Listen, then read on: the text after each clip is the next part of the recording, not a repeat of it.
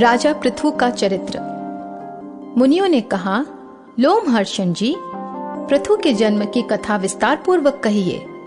उन महात्मा ने इस पृथ्वी का दोहन किस प्रकार किया था? लोमहर्षण जी बोले, विजवरों, मैं वैन कुमार पृथु की कथा विस्तार के साथ सुनाता हूँ। आप लोग एकाग्रचित होकर सुने।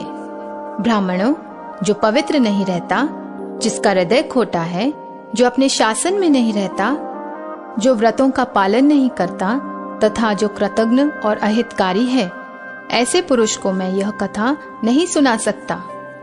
यह स्वर्ग देने वाला, यश और आयु की वृद्धि करने वाला, परम धन्य, वेदों के तुल्य, माननीय तथा गूढ़ रहस्य है। ऋषियों ने जैसा कहा है वह सब मैं ज्यों का त्यों सुना रहा हूँ, सो सुनो। जो प्रतिदिन ब्राह्मणों को नमस्कार करके वैन कुमार पृथु के चरित्र का विस्तार पूर्वक कीर्तन करता है, उसे अमुक कर्म मैंने नहीं किया और अमुक कर्म किया है, इस बात का शोक नहीं होता। पूर्व काल की बात है, अत्रि कुल में उत्पन्न प्रजापति अंग बड़े धर्मात्मा और धर्म के रक्षक थे। वे अत्रि के समान ही तेजस्वी थे। उनका पुत्र वेन था, जो धर्म के तत्व को बिल्कुल नहीं समझता था। उसका जन्म मृत्यु कन्या सुनीता के गर्भ से हुआ था। अपने नाना के स्वभाव दोष के कारण वह धर्म को पीछे रखकर काम और लोभ में प्रवृत्त हो गया था। उसने धर्म की मर्यादा भंग कर दी और वैदिक धर्मों का उल्लंघन करके वह अधर्म में तत्पर हो गया। विनाशकाल उपस्थित होने के कारण उसने यह क्रूर प्रतिज्ञा कर ली थी कि किसी को यज्ञ और होम नहीं करने दिया जाएगा। यजन करने योग्य, यज्ञ करने वाला तथा यज्ञ भी मैं ही हूँ। मेरे ही लिए यज्ञ करना चाहिए, मेरे ही उद्देश्य से हवन होना चाहिए। इस प्रकार मर्यादा का उल्लंघन करके सब कुछ ग्रहण करने वाला अयोग्य वैन से मरीचि आदि सब महर्षियों ने कहा, वैन, हम अनेक वर्षों के लिए यज्ञ की दीक्षा ग्रहण करने वाले हैं, तुम अधर्म ना करो। यह यज्ञ आदि कार्य सनातन धर्म है। महर्षियों को यूं कहता देख खोटी बुद्धि वाले वैन ने हंसकर कहा, अरे, मेरे सिवा दूसरा कौन धर्म का सृष्टा है? मैं किसकी बात सुनूं? विद्या, पराक्रम, तपस्या और सत्य के द्वारा मेरी समानता करने वाला इस भूतल पर कौन है? मैं ही संपूर्ण प्राणियों और विशेषतः सब धर्मों की उत्पत्ति का कारण हूँ। तुम सब लोग मूर्ख और अचेत हो, इसलिए मुझे नहीं जानते। यदि मैं चाहूँ तो इस पृथ्वी को अभी भस्म कर दूं, या जल में बहा दूं, या भूलोक तथा घूलोक को भी रूंध डालूं। इसमें तनिक भी अन्यथा विचार करने की आवश्यकता नहीं है। जब महर्षि गण वैन को मोह और अहंकार से किसी तरह न हटा सके, तब उन्हें बड़ा क्रोध हुआ। उन महात्माओं ने महाबली वैन को पकड़कर बांध लिया। उस समय वह बहुत उछल कूद मचा रहा था। महर्षि कुपित तो थे ही, वैन की बाई जंगा का मंथन करने लगे। इससे एक काले रंग का पुरुष उत्पन्न हुआ, जो बहुत ही नाटा था। वह भयभीत होकर हाथ जोड़कर खड़ा हो गया। उसे व्याकुल देख अत्रि ने कहा, निषिद्ध, बैठ जा। इससे वह निषाद वंश का प्रवर्तक हुआ और वैन के पाप से उत्पन्न हुए धीवरों की सृष्टि करने लगा। तत्पश्चात महात्माओं ने पुनः अरणी की भांति वैन की दाहिनी भुजा का मंथन किया। उससे अग्नि के समान तेजस्वी पृथु का प्रादुर्भाव हुआ। वे भयानक टंकार करने वाले आजगव नामक धनुष्य, दिव्य बाण तथा रक्षाक कवच धारण किए प्रकट हुए थे। उनके उत्पन्न होने पर समस्त प्राणीगण बड़े प्रसन्न हुए और सब औरों से वहां एकत्रित होने लगे। वैन स्वर्गामी हुआ। महात्मा पृथु जैसे सत्पुत्र उत्पन्न होकर वैन को पुमा नामक नरक से छुड़ा दिया। उनका अभिषेक करने के लिए समुद्र और नदियां रत्न एवं जल लेकर स्वयं ही उपस्थित हुईं। आंगिरस देवताओं के साथ भगवान ब्रह्मा जी तथा समस्त चराचर भूतों ने वहां आकर राजा पृथु का राज्याभिषेक किया। उन महाराज ने सभी प्रजा का मनोरंजन किया। उनके पिता ने तो प्रजा को बड़ा दुखी किया था, किंतु पृथु ने उन सबको प्रसन्न कर लिया। प्रजा का मनोरंजन करने के कारण ही उनका नाम राजा हुआ। वे जब समुद्र की यात्रा करते तब उसका जल स्थिर हो जाता था। पर्वत उन्हें जाने के लिए मार्ग दे देते थे। और उनके रथ की ध्वजा कभी भंग नहीं हुई। उनके राज्य में पृथ्वी बिना जोते बोए ही अन्न पैदा करती थी। राजा का चिंतन मात्र करने से अन्न सिद्ध हो जाता था। सभी गौएं कामधेनु बन गई थी और पत्तों के दोने दोने में मधु भरा रहता था। उसी समय पृथु ने पैतामह नामक ब्रह्मा जी से संबंध रखने वाला यज्ञ किया। उसमें सोमाभिषव के दिन सूति से परम बुद्धिमान सूत उत्पत्ति हुई।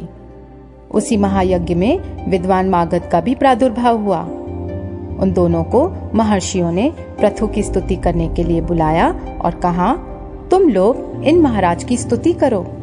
यह कार्य तुम्हारे अनुरूप है और ये महाराज भी इसके योग्य पात्र हैं। यह सुनकर सूत और मागध ने उन महर्षियों से कहा, हम अपने कर्मों से देवताओं तथा ऋषियों को प्रसन्न करते हैं। इन महाराज का नाम, कर्म, लक्ष्मण और यश हमें कुछ भी तो ज्ञात नहीं है जिससे हम इन तेजस्वी नरेश की स्तुति कर सकें। तब ऋषियों ने कहा, भविष्य में होने वाले गुणों का उल्लेख करते हुए स्तुति करो। उन्होंने वैसा ही किया। उन्होंने जो जो कर्म बताए उन्हीं को महाबली पृथु ने पीछे से पूर्ण किया। तभी से लोक में सूत, मागध और वंदी जनों के द्वारा आशीर्वाद दिलाने की परिपाटी चल पड़ी। वे दोनों जब स्तुति कर चुके तब महाराज पृथु ने अत्यंत प्रसन्न होकर अनूप देश का राज्य सूत को और मगध देश का राज मागध को दिया। पृथु को देखकर अत्यंत प्रसन्न हुई प्रजा से महर्षियों ने कहा, ये महाराज तुम्हें जीविका प्रदान करने वाले होंगे। यह सुनकर सारी प्रजा महात्मा राजा पृथु की ओर दौड़ी और बोली, आप हमारे लिए जीविका का प्रबंध कर दें। जब प्रजाओं ने उन्हें इस प्रकार घेरा तब वे उनका हित करने की इच्छा से धनुष बाण हाथ में ले पृथ्वी की ओर दौड़ पड़े। पृथ्वी उनके भय से थर्रा उठी और गौ का रूप धारण करके भागने लगी। तब पृथु ने धनुष लेकर भागती हुई पृथ्वी का पीछा किया।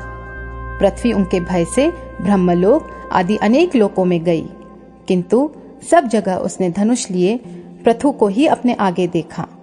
अग्नि के समान प्रज्वलित तीखे बाणों के कारण उनका तेज और भी उद्दीप्त दिखाई देता था। वे महान योगी महात्मा देवताओं के लिए भी दुर्दर्श प्रतीत होते थे। जब और कहीं रक्षा न हो सकी तब तीनों लोकों की पूजनीय पृथ्वी हाथ जोड़कर फिर महाराज पृथु की शरण में आई और इस प्रकार बोली, राजन, सब लोग मेरे ही ऊपर स्थित हैं। मैं ही इस जगत को धारण करती हूँ। यदि मेरा नाश हो जाए तो समस्त प्रजा भी नष्ट हो जाएगी। इस बात को आप अच्छी तरह समझ लें भूपाल। यदि तुम प्रजा का कल्याण चाहते हो तो मेरा वध ना करो। मैं जो बात कहती हूँ उसे सुनो। ठीक उपाय करने से आरंभ किए हुए सब कार्य सिद्ध होते हैं। तुम उस उपाय पर ही दृष्टिपात करो जिससे इस प्रजा को जीवित रख सकोगे। मेरी हत्या करके तुम प्रजा के पालन पोषण में समर्थ ना हो सकोगे। महामते, तुम क्रोध को त्याग दो। मैं तुम्हारे अनुकूल हो जाऊंगी। तिर्यक योनि में भी स्त्री को अवध्य बताया गया है। यदि यह बात सत्य है तो तुम्हें धर्म का त्याग तो करना ही नहीं चाहिए। पृथु ने कहा, भद्रे, जो अपने या पराये किसी एक के लिए बहुत से प्राणियों का वध करता है उसे अनंत पातक लगता है, परंतु जिस अशुभ व्यक्ति का वध करने से बहुत से लोग सुखी हो जाएं, उसके मारने से पातक या उपपातक कुछ नहीं लगता। अतः वसुंधरे, मैं प्रजा का कल्याण करने के लिए तुम्हारा वध करूंगा। यदि मेरे कहने से आज संसार का कल्याण नहीं करोगी तो अपने बाण से तुम्हारा नाश कर दूंगा और अपने को ही पृथ्वी रूप में प्रकट करके स्वयं ही प्रजा को धारण कर लूंगा। इसलिए तुम मेरी आज्ञा मानकर समस्त प्रजा की जीवन रक्षा करो, क्योंकि तुम सबके धारण में समर्थ हो। इस समय मेरी पुत्री बन जाओ, तभी मैं इस भयंकर बाण को जो तुम्हारे वध के लिए उद्यत है रोक सकूंगा। पृथ्वी बोली, वीर, निसंदेह मैं यह सब कुछ करूंगी। मेरे लिए कोई अच्छा सा बछड़ा देखो जिसके प्रति स्नेह युक्त होकर मैं दूध दे सकूं। धर्मात्माओं में श्रेष्ठ भूपाल, तुम मुझे सब और बराबर कर दो जिससे मेरा दूध सब और बह सके। तब राजा पृथु ने अपने धनुष की नोक से लाखों पर्वतों को उखाड़ा और उन्हें एक स्थान पर एकत्रित किया। इससे पर्वत बढ़ गए। इससे पहले की सृष्टि में भूमि समतल न होने के कारण पुरों अथवा ग्रामों का कोई सीमाबद्ध विभाग नहीं हो सका था। उस समय अन्न, गोरक्षा, खेती और व्यापार भी नहीं होते थे। यह सब तो वैन कुमार प्रथु के समय से ही आरंभ हुआ है। भूमि का जो भाग समतल था वहीं पर समस्त प्रजा ने निवास करना पसंद किया। उस समय तक प्रजा का आहार केवल फल मूल ही था और वह भी बड़ी कठिनाई से मिलता था। राजा प्रथु ने स्वयंभू मनु को बछड़ा बनाकर अपने हाथों से ही पृथ्वी को दूहा। उन प्रतापी नरेश ने पृथ्वी से सब प्रकार के अन्नों का दोहन किया। उसी अन्न से आज भी सब प्रजा जीवन धारण करती है। उस समय ऋषि, देवता, पितर, नाग, दैत्य, यक्ष, पुण्यजन, गंधर्व, पर्वत और वृक्ष सबने पृथ्वी को दूहा। उनके दूध, बछड़ा, पात्र और दोहने वाले ये सब पृथक पृथक थे। ऋषियों के चंद्रमा बछड़ा बने। बृहस्पति ने दोहने का काम किया। तपोमय ब्रह्म उनका दूध था और वेद उनके पात्र थे। देवताओं ने सुवर्णमय पात्र लेकर पुष्टिकारक दूध दूहा। उनके लिए इंद्र बछड़ा बने और भगवान सूर्य ने दोहने का काम किया। पितरों को चांदी का पात्र मिला। प्रतापी यम बछड़ा बने। अंतक ने दूध दूहा। उनके दूध को स्वधा नाम दिया गया। नागों ने तक्षक को बछड़ा बनाया। तुम्बी का पात्र रखा।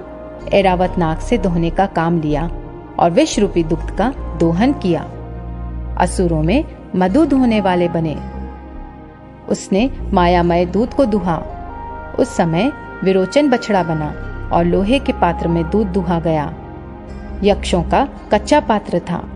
कुबेर बछड़ा बने। रजतनाभ यक्ष दोहने वाला था और अंतर्धान होने की विद्या ही उनका दूध था।